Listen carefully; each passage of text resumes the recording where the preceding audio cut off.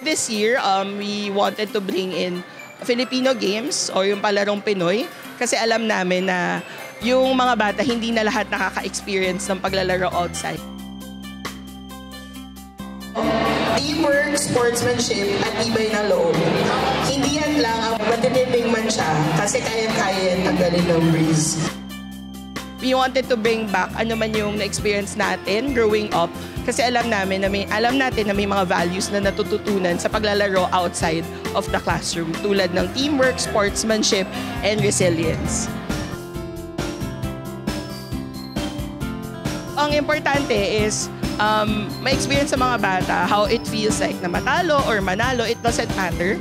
Ang importante yung bumangon ulit, matuto makipagkapwa-tao, and tibayan ang loob. Kasi part talaga lahat yun ng buhay and paglaki nila. So gusto namin na madala nila yon yung whatever they experience this year sa project namin sa ibang aspeto ng buhay nila. Besico Garden! Kapitan Moy Elementary School! Nade-develop nila yung skills nila, lalong-lalo na yung mga physical activities nila. Sobrang nakakaiwas din sila sa gadget. Kaya sobrang okay na okay po.